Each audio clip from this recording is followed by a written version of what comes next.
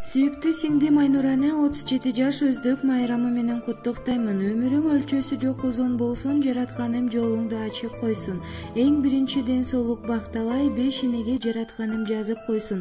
Тилеген тилектериң орундалып, максаттарың, кыялдарың баары болсун.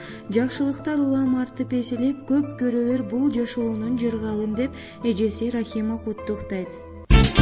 Жашоодо кымбатым алтындай бир тууган